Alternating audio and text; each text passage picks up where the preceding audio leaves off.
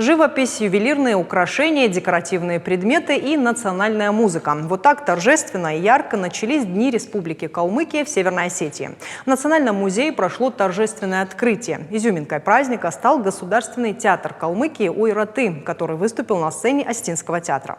На праздник заглянула и наша съемочная группа.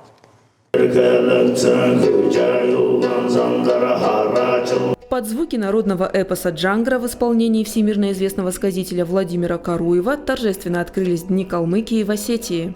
Особенно рады гостям, которые приезжают не с пустыми руками, а приезжают с такими замечательными подарками, которые вы привезли сегодня нам.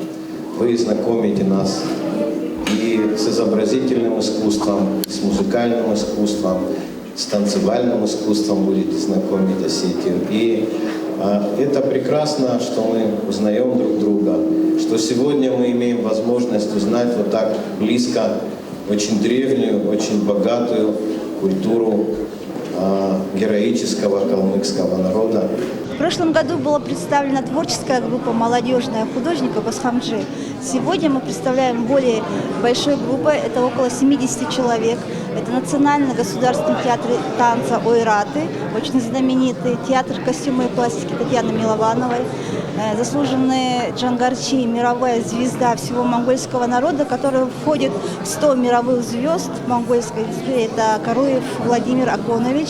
И друг степей калмык. Выставка под таким названием открылась в стенах Национального музея. Свои работы представили калмыцкие художники. Александр Дарджиев почти 30 лет проработал портным. Последние 2 года он вместе с единомышленниками изготавливает доспехи и оружие, тем самым воплотив свою детскую мечту. На выставке калмыцких художников он представляет военно-исторический клуб «Калмыцкое оружие». Хотим сохранить великое прошлое наших предков, и чтобы наши дети, внуки знали это все. И немаловажно, что когда вы это все делаете руками, что вы этим пропитываетесь этим прошлым, то, что вы знаете хорошо историю своих предков, даже можно сказать не только историю своих, но и также соседних племен. Живопись, ювелирные украшения, декоративные предметы из дерева, кости и даже бивня мамонта – все выполнено с максимальной точностью, как и украшения, которые являются обязательным атрибутом национальных костюмов. Их представил театр костюма и пластики Татьяны Миловановой.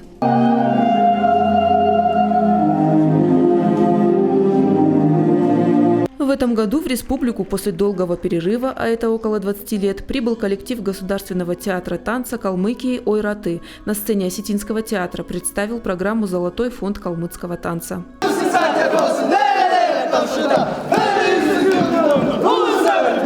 Мы были в 90-х годах, приезжали тоже на Дни культуры Калмыкии. Это было еще при Кирсане Илюмжинове. Это был первый президент республики. Приехали снова в Владикавказ, к нашему братскому народу, показать свою культуру. Нас очень хорошо встретили. В общем, сейчас мы готовимся отблагодарить зрителя. Мы привезли новые свои постановки и, конечно же, привезли классику. Классику, которая уже более 40 лет живет на сцене, которую очень любит наш народ и везде принимается очень хорошо, достойно.